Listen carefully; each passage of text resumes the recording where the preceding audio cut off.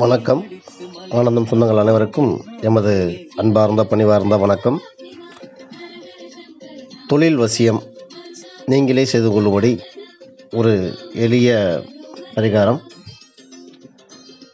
நீங்கள் சனிக்கிழமை தோறும் ஒவ்வொரு சனிக்கிழமையும்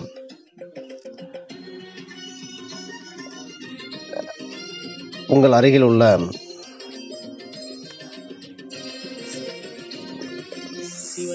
சிவன் கோயிலுக்கு சென்று அங்கே உள்ள நவகிரகங்களை சுற்றி வர வேண்டும் சனிக்கிழமை தோறும்.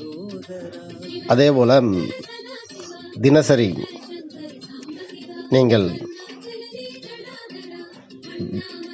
உங்கள் அருகாமையில் உள்ள விநாயகர் கோயிலுக்கு சென்று அங்கே விநாயகர் பெருமானை வணங்கிவிட்டு கடைக்கு வந்து விநாயகரை நினைத்து பூஜை செய்து வியாபாரத்தை தொடங்க வேண்டும். அதில் எதிர்மறையான எண்ணங்கள் விலகி நல்லபடியாக தொழில் சிறக்கும். அதே போல் நம்மளுக்கு தொழில் நல்ல வியாபாரம் நல்லா ஓடணும், ஜனவசியம் உண்டாகணும் அப்படின்னா அதற்கான சில விஷயங்களை நாம் செய்ய வேண்டும். உங்கள் கடைகளில் அதாவது புல்லாங்குழல் வாங்கி வந்து, அதாவது மூங்கில் புல்லாங்குழல் வாங்கி வந்து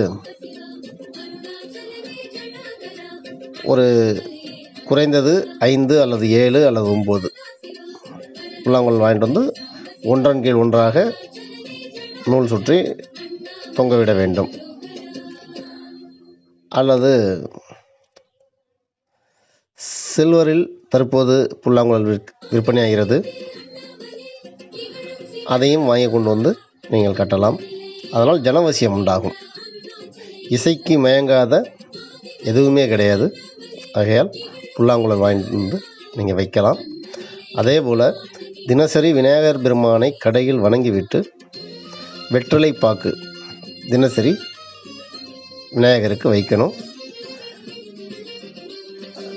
அதுவும் இல்லாமல் விநாயகர் வணங்கும்போது வெற்றிலை பாக்குங்கிறது நிஜாம்பாக்கு அந்த மாதிரி இல்லாமல் தெக்கம்பாக்கு வைக்கணும்.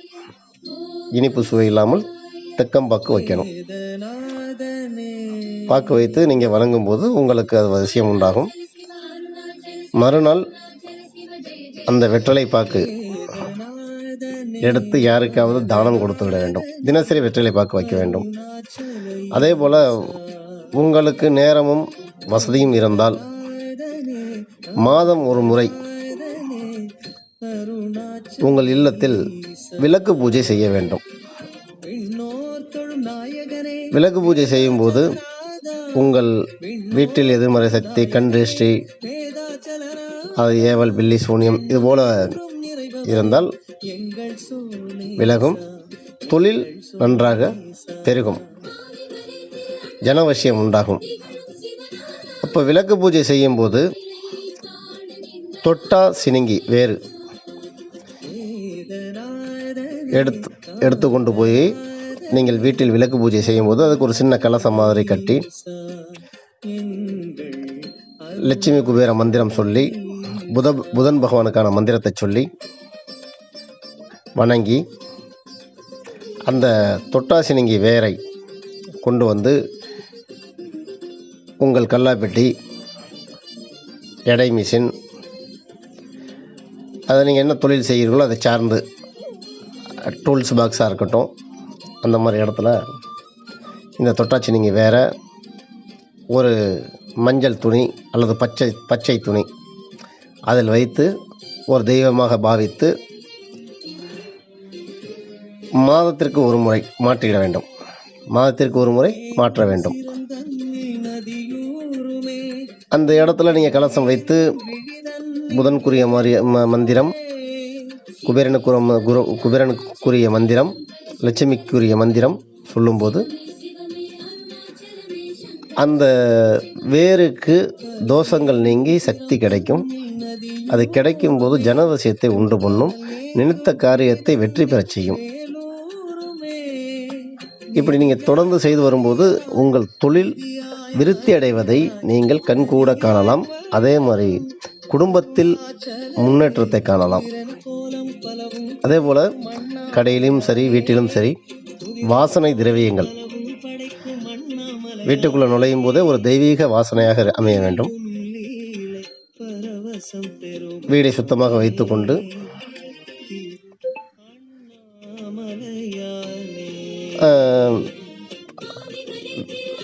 வாசனை திரவியங்களை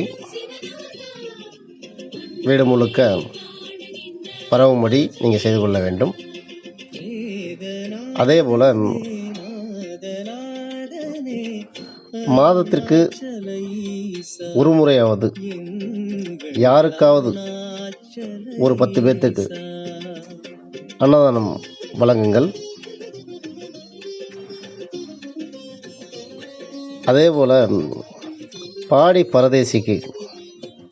பரதேசி என்றால் ஒன்றுமே இல்லாமல் எதுவுமே அவங்களிடம் இல்லாதவர்களுக்கு ஒருவேளை உணவு, அவர்களுக்கு உடுத்தக்கூடிய உடை வாங்கி கொடுங்கள். சனி பார்வையில் இருந்து உங்களுக்கு நல்ல விதமான மதிப்பு கிடைக்கும். சனியின் கொடுமை உங்களுக்கு குறையும். சனி என்பவர் கெட்டவர் கிடையாது. நம்ம வாழ்க்கையில் வந்தாருன்னா நம்மளுக்கு ஒரு நல்ல ஆசிரியராக தான் வருவார். ஒரு சில விஷயங்களை பாடமாக கற்றுக் கொடுப்பார். அப்படிங்கும்போது நமக்கு தொழில் நடக்கலை, தொழில் சரியாக இல்லை அப்படிங்கும்போது அவரை நம் குறை கூற வேண்டாம். அவரை வணங்கி, ஏன்னா சனி என்பவர் தொழில்காரன், நம்மளுக்கு அந்த தொழிலை கொடுக்கறதே அவர் தான் அப்படிங்கிறத நல்லா தெளிவாக புரிஞ்சுக்குங்க. அதே போல் திருமணமாக இருக்கட்டும், வீட்டில் சுப நிகழ்வுகள் இருக்கட்டும், எல்லாமே அவருடைய செயல் தான். அப்படிங்கும்போது அவரை வணங்கும் போது நம்மளுக்கு எண்ணற்ற செயல்கள் நன்றாக நடக்கும். புரியுதுங்களா? நல்ல நாம் செய்கிறது சரியாக இருந்தால் எல்லாம் நன்றாகவே நடக்கும். ஆனந்தம். நல்லபடியாக செய்யுங்க. நன்றி.